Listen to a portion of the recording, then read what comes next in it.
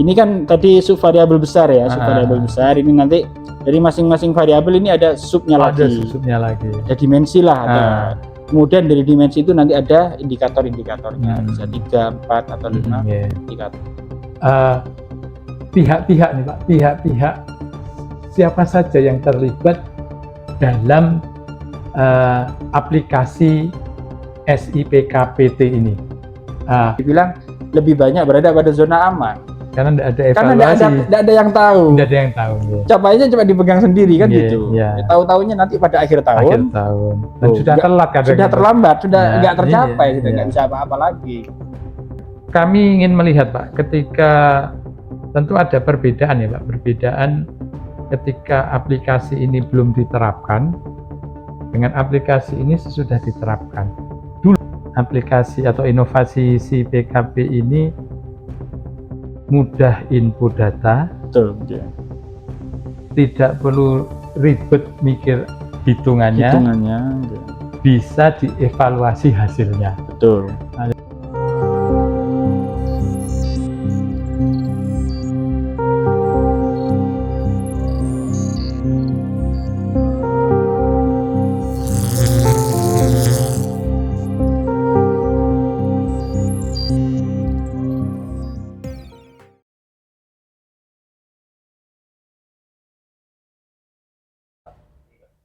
Assalamualaikum warahmatullahi wabarakatuh.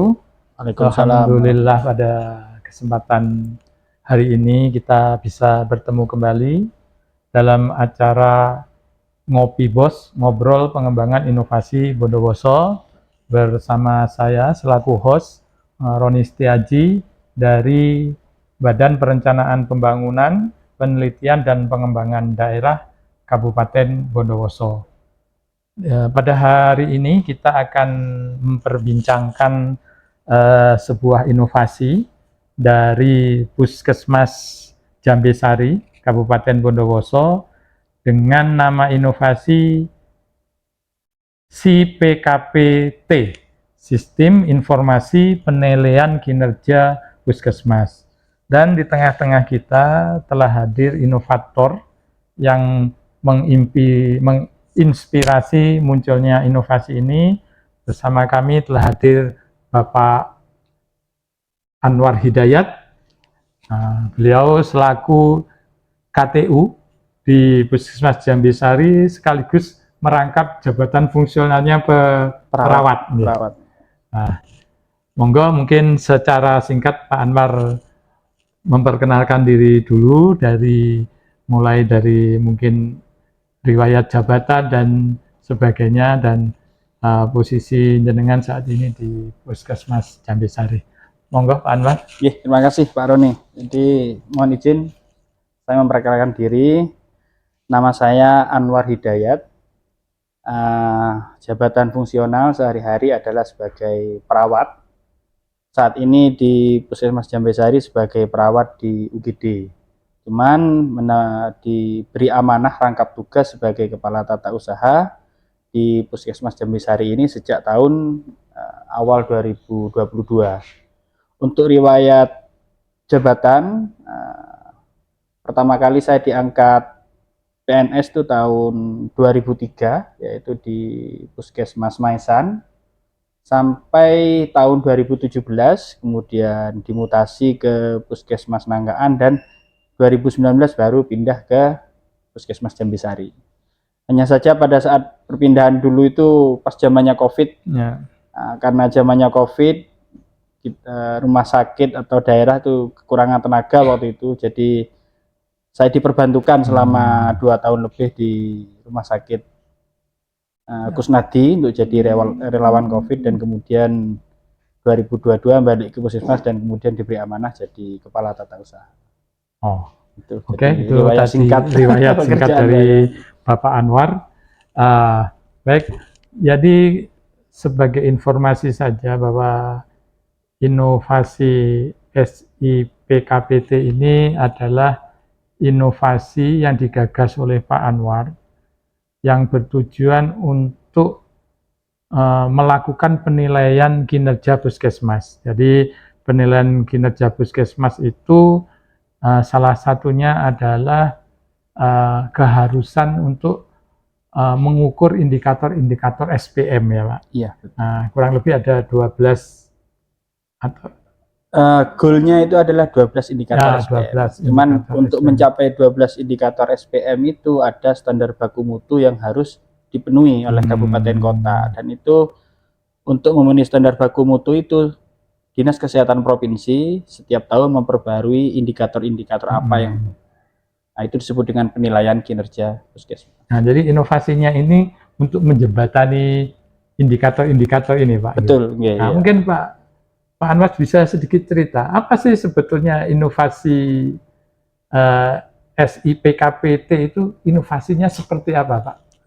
Ya, sebenarnya inovasi SIPKPT ini bermula dari, mungkin saya perlu sedikit menyampaikan latar belakang kenapa kok tiba-tiba muncul inovasi ini. Karena kami di Puskesmas Jambesari pada tahun sebelum ada inovasi ini, capaian SPM kita termasuk rendah Pak. Bukan yang terendah di Kabupaten Bondowoso, tapi termasuk rendah. Kemudian saya waktu itu selaku sebagai kepala tata usaha yang memang bertanggung jawab di dalam penilaian kinerja puskesmas ini,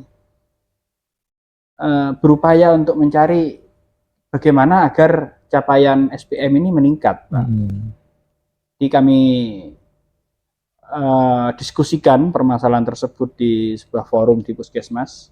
Akhirnya kita coba gali apa akar penyebabnya, dan kita sepakati bahwa sebenarnya akar penyebab dari SPM yang rendah itu salah satu yang utamanya adalah sebenarnya upaya pengawasan, pembinaan, kemudian pemantauan capaian kinerja itu sendiri.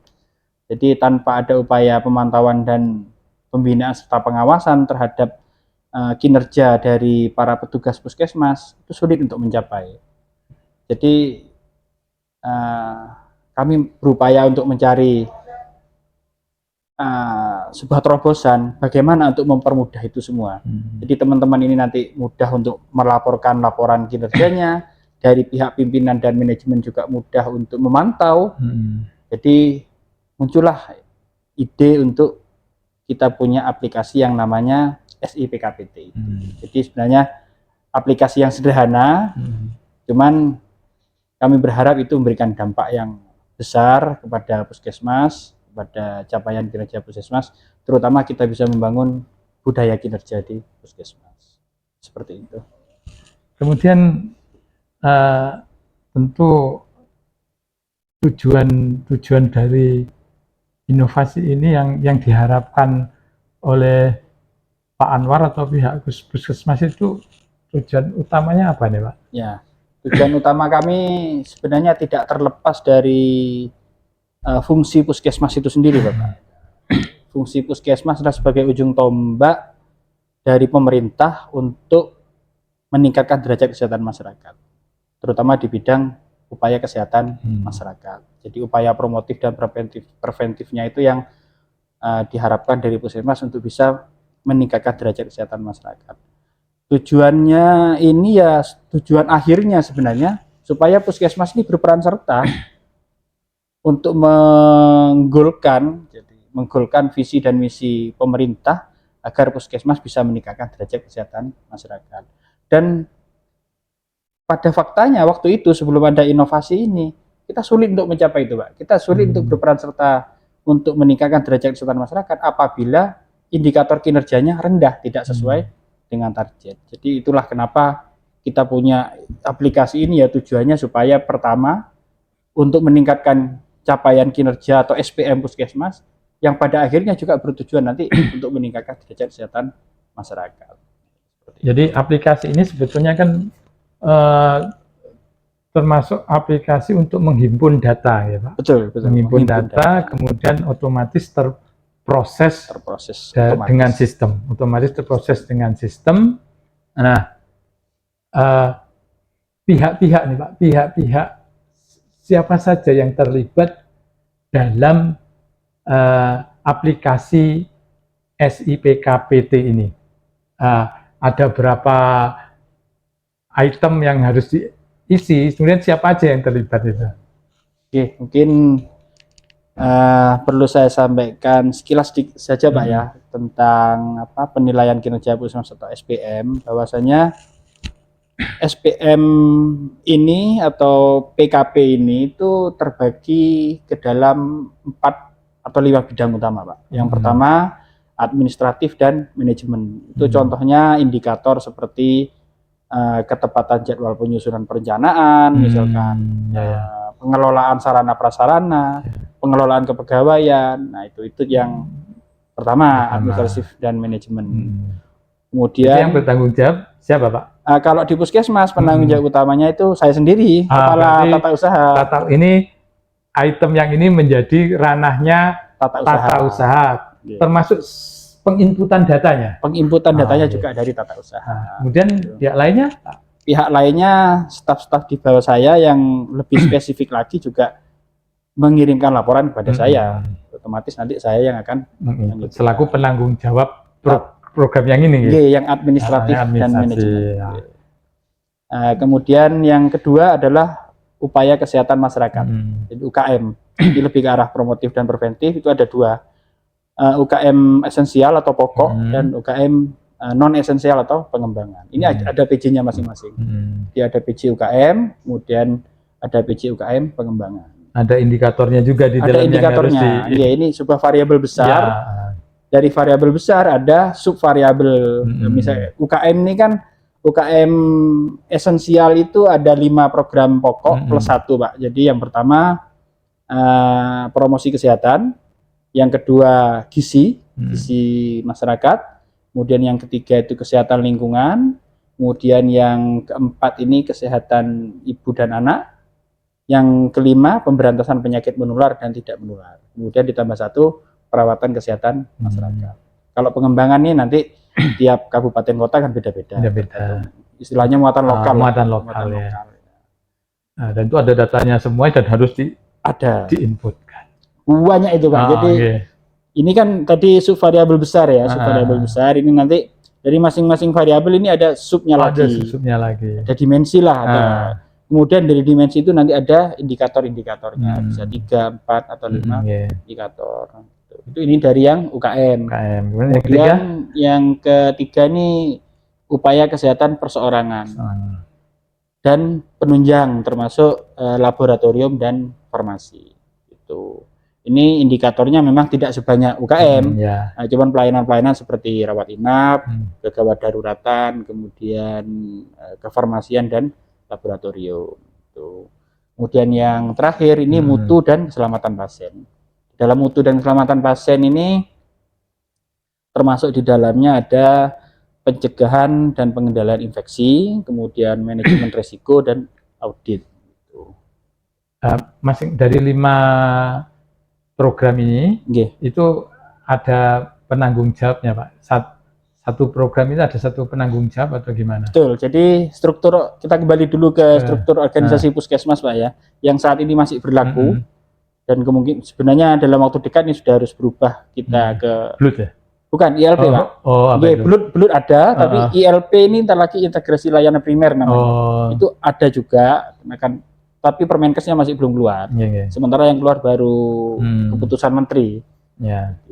Sementara kita pakai struktur organisasi yang lama. Itu jadi jabatan kepala Puskesmas, di bawahnya ini nanti para PJ. PJ ini yang pertama kepala tata usaha, kemudian UKM, PJ UKM pokok, kemudian PJ UKM pengembangan, kemudian ada PJ sarana prasarana, kemudian ada lagi PJ mutu, dan terakhir PJ upaya kesehatan perseorangan. Ini ada pejabat teknisnya. Nah, di bawah pejabat teknis nanti ada koordinator program. Nah, koordinator program ini banyak Pak, tergantung PJ-nya.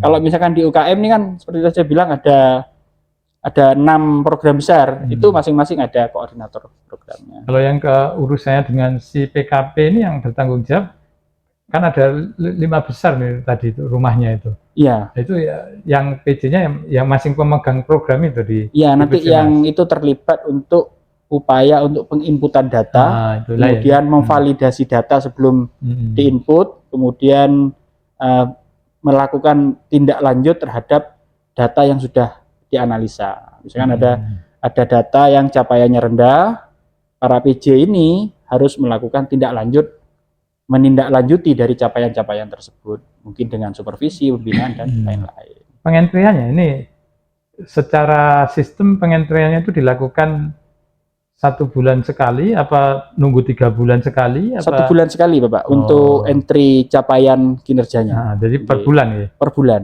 Nah, sekarang peran kepala puskesmas. Peran kepala puskesmas bagian entry sudah ada nih. Bagian entry ada. Setiap 1 bulan itu sistem ini bisa langsung memverifikasi, menampilkan hasil kinerjanya apa tidak, Pak? Apa harus nunggu 3 bulan? Apa setelah di-input itu sebetulnya kepala puskesmas bisa melakukan evaluasi? Langsung bisa real time, Pak. Jadi misalkan hari ini koordinator input capaiannya sekian, kepala puskesmas bisa langsung cek. Itu bentuk evaluasinya, maksudnya bentuk visualisasinya aplikasi itu kayak apa, Pak? Yang kalau kepala puskesmas biasanya untuk bisa mengevaluasi hasil inputan atau kinerjanya pemegang program itu. Kepala puskesmas ini dalam kan sistem ini aplikasi online, Pak ya. Jadi meskipun aplikasi sederhana, cuman kan ini online. Jadi pimpinan Bukapus dalam hal ini bisa langsung melihat melalui HP, bisa langsung melihat angkanya, Pak. Jadi tinggal tekan di menu-menu mana yang mau dicek, diinginkan, langsung kelihatan nanti dalam bentuk angka. Ini opsi pertama. Opsi kedua, untuk mempercepat mungkin secara visual kita sudah menyediakan grafik-grafik saja. Jadi sudah kelihatan nih perkembangannya. Naik turun bagus tidaknya itu sudah kelihatan. Cuma sebarannya juga kita, misalkan dari program tadi kayak UKM kan ada 6, dari 6 nih mana yang paling rendah, kemudian mana yang belum tercapai.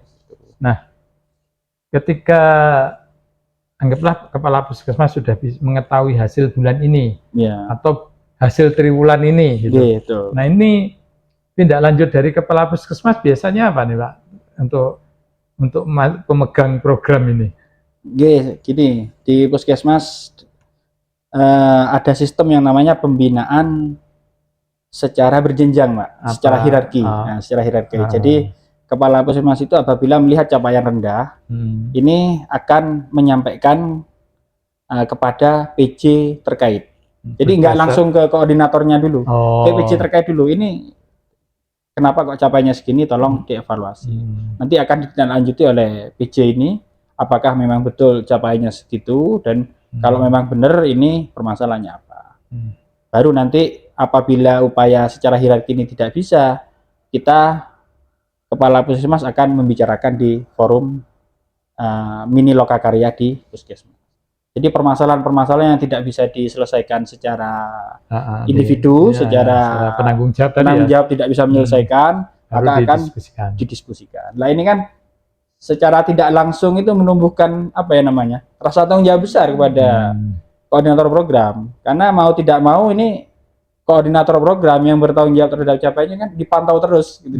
Dipantau terus dan dibicarakan di forum besar, semua orang tahu. Jadi mereka punya keinginan bagaimana harus tercapai. Ini mungkin kelebihan dengan aplikasi SI PKPT ini, mungkin puskesmas lain tidak bisa melakukan evaluasi ya, karena datanya kan masih dipegang oleh masing-masing pemangku program. Mungkin kalau dikatakan tidak bisa menilai mengevaluasi, mungkin tidak, Pak. Cuman lebih mudah gitu. Rantai untuk mengevaluasinya lebih panjang. Mereka pimpinan harus memanggil dulu, setelah dipanggil dilihat dulu capaiannya, dan belum tentu perhitungannya juga benar.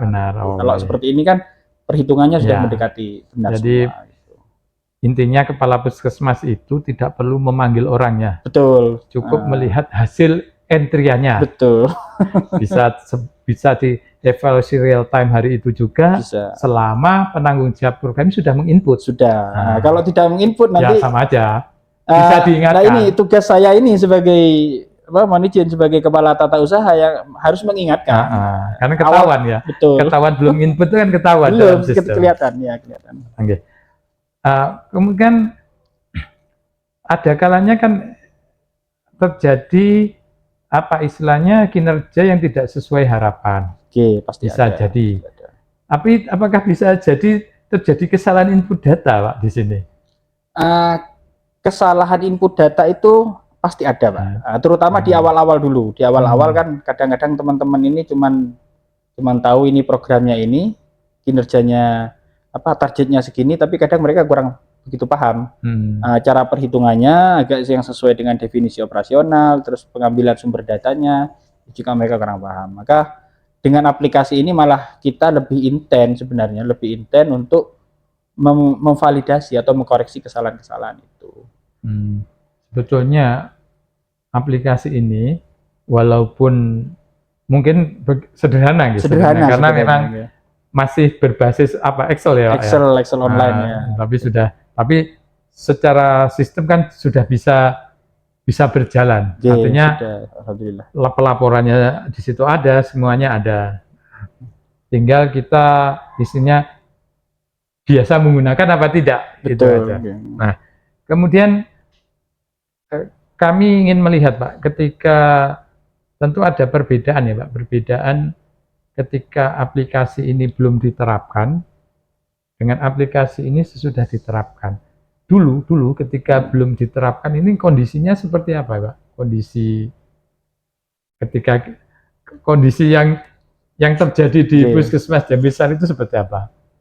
Ketika membuat laporan seperti ini. Jadi ilustrasinya, Pak ya, ilustrasinya dulu sebelum ada aplikasi ini. Jadi kita itu tidak bisa tiap bulan dan juga tidak bisa tiap 3 bulan mendapatkan data dari teman-teman. Kita masih harus memanggil satu-satu, dan itu pun masih banyak yang salah. Jadi kita perlu koreksi, tapi bolak-balik. Sedangkan kita juga kadang diminta oleh dinas, nih capaiannya sampai sekarang sudah berapa. Jadi kesulitan untuk mendapatkan data yang saat itu juga. Itu yang pertama dari sisi pelaporan. Kemudian ada sisi lain sebenarnya, Pak. Sisi lainnya adalah etos kerja sebenarnya. Etos kerja dari apa?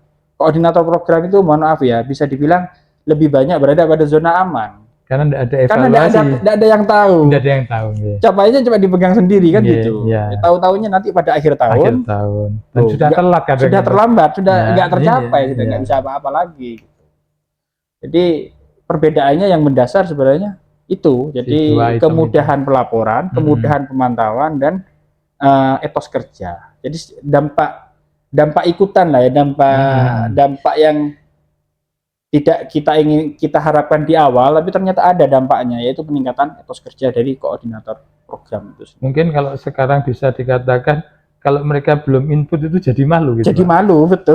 Bukan hanya itu, Pak, capaiannya paling rendah itu juga mereka malu gitu. Capaiannya paling rendah malu. Kok punya saya sendiri yang nggak tercapai, yang lain gitu. Jadi langsung ada evaluasi juga dari mereka, gitu. Secara otomatis mereka mengevaluasi sendiri. Kalau sekarang udah masuk tahun ketiga, Pak. Jadi teman-teman itu sudah mulai terjadi otomatisasi lah. Jadi teman-teman kalau udah nggak tercapai, mereka harus ngapain nih? Harus ngapain gitu. Bahkan sudah banyak yang secara aktif itu meminta masukan gitu. Selain memang di setiap bulan kita adakan rapat untuk pemecahan permasalahan bersama. Kalau dulu harus dipanggil dulu, kalau sekarang kan sudah, teman-teman mohon masukannya, Mas, ini mohon masukannya, bagaimana ini saya punya ide seperti ini untuk menyelesaikan capaian yang rendah ini gitu. Jadi sudah ada perbedaan apa? Perbedaan ekosistem lah. Perbedaan ekosistem. Ini saya lihat ada beda apa, situasi kerjanya jadi beda. Jadi beda tuh. Jadi orang sekarang bisa jadi malu kalau malu karena bisa dilihat oleh orang lain. Karena betul bisa dilihat orang lain. Nah, apalagi bisa dilihat oleh pimpinan. Nah, betul. Kemudian berikutnya, ketika pelaksanaan inovasi ini sudah berjalan 3 tahun, tentu memiliki dampak bagi Puskesmas. Dan saya juga ingin tahu dampak bagi masyarakatnya apa, Pak? Secara tidak langsung seperti apa? Kalau dampak dari Puskesmas kan tadi sudah disebutkan, pelaporan jadi tepat waktu, evaluasinya bisa dijalankan secara rutin, artinya tidak perlu nunggu lagi, bisa bulanan, bisa 3 bulanan, bahkan bisa semesteran sampai tahunan. Nah, itu dampak di meningkatkan etos kerja. Nah, tapi bagi masyarakat ini apa? Kalau kembali lagi sebenarnya ke indikator apa namanya, PKP atau SPM ini kan tujuan utama ada indikator ini untuk meningkatkan derajat kesehatan masyarakat, Bapak. Jadi masyarakat ini akan mendapatkan manfaat dari kinerja puskesmas. Sebagai contoh mudah saja ya, salah satu indikator yang ada di dalam ada di dalam penilaian kinerja ini, contoh yang mudah misalkan berat badan bayi yang ditimbang naik tiap bulannya. Ini kan salah satu indikator yang kita, apabila kita tidak punya inovasi seperti yang inovasi ini, Pak, capaian kinerjanya ini kan tidak tercapai. Capaian kinerja tidak terpantau, akhirnya tidak tercapai. Apabila tidak tercapai, otomatis bayi yang tidak naik berat badannya itu juga nggak mendapatkan tindak lanjut lebih dari petugas kesehatan dan juga pihak-pihak terkait.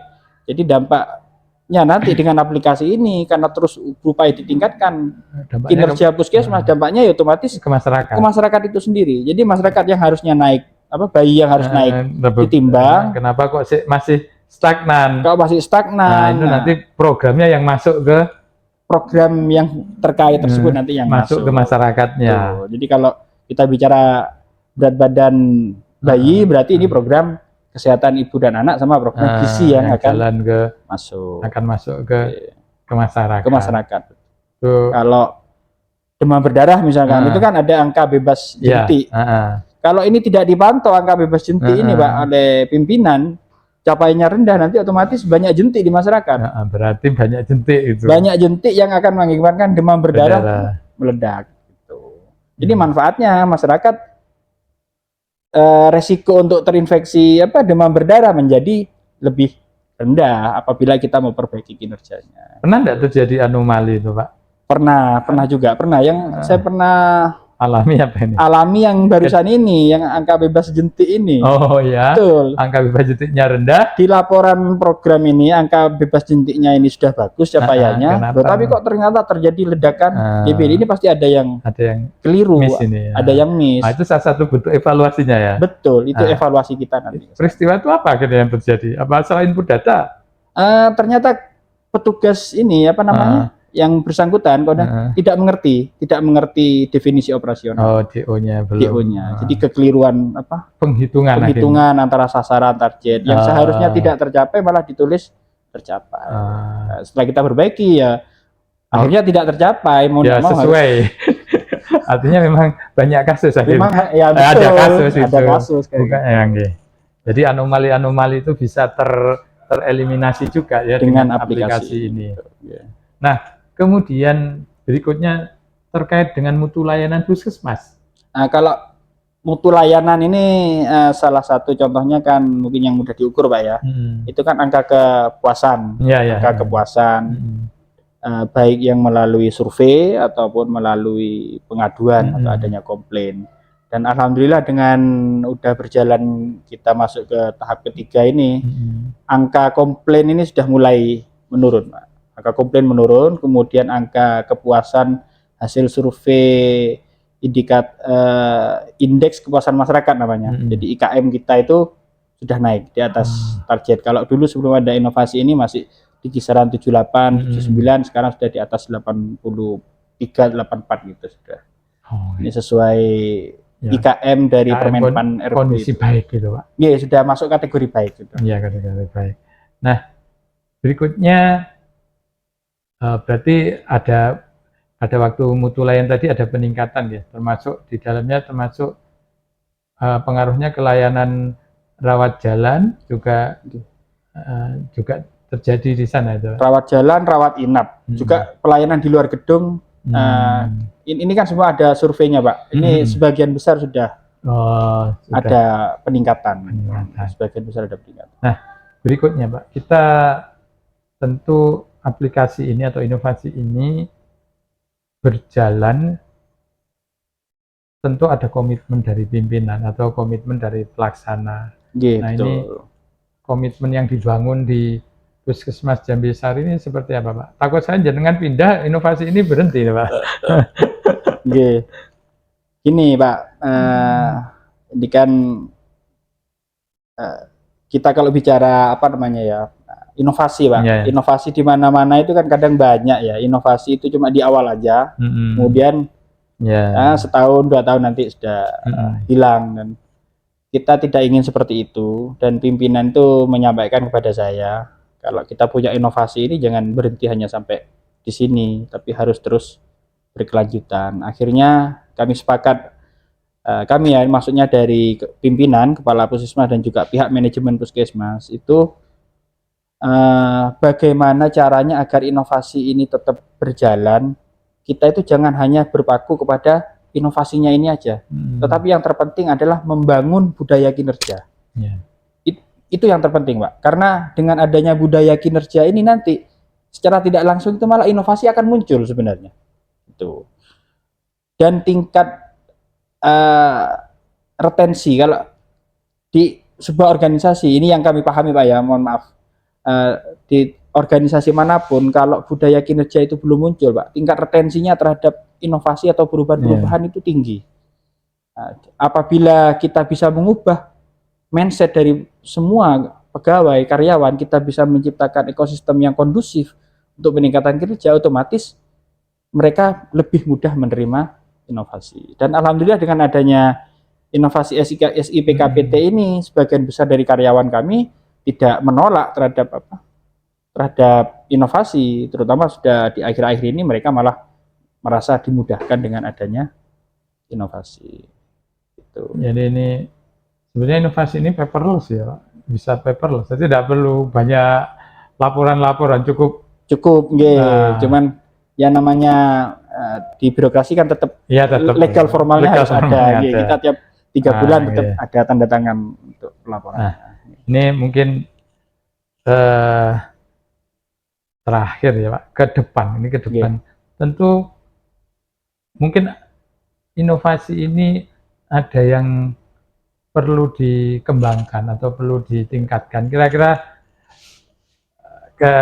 keinginan Pak Anwar ini terhadap inovasi ini seperti apa, Pak? Sebenarnya keinginannya banyak sebenarnya, Pak. Cuman step by step ya, yang rencana kami di puskesmas untuk tahap pertama mungkin tahun depan kita lanjutkan aplikasi ini tetap berjalan, kemudian kita tambah fitur, Pak. Kita tambah fitur yang lebih dekat ke upaya pokok kita, yaitu saat ini kan stunting sama AKI AKB. Nah, kita coba akan fokus tahun depan ini kita tambah fitur untuk pemantauan indikator selektif dan sensitif untuk upaya pencegahan stunting. Kan banyak, Pak.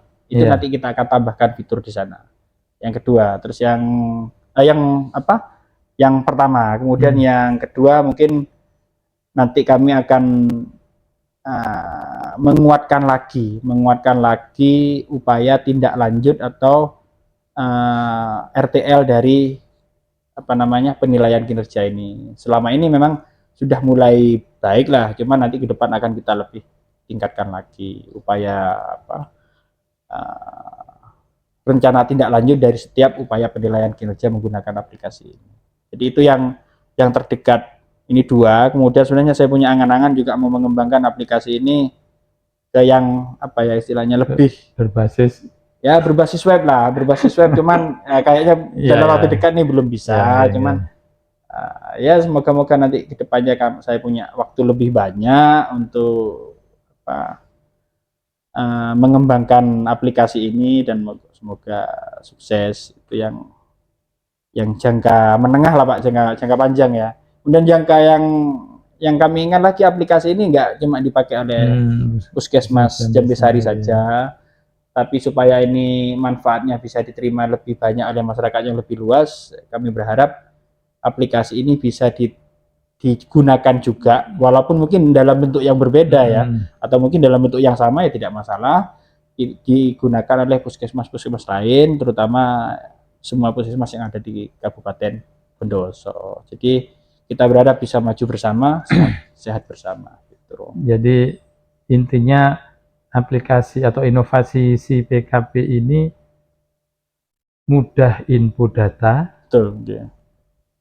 tidak perlu ribet mikir hitungannya, bisa dievaluasi hasilnya. Betul. Nah, jadi pihak program, pihak yang pegang program ini cukup input data ya Pak, cukup input data. Cukup masukkan angka satuannya Ya, saja. satuan saja. Nanti secara sistem akan keluar hasilnya, hitungannya secara mandiri oleh sistem. Jadi sebetulnya kalau bisa katakan Euro Mystic ini.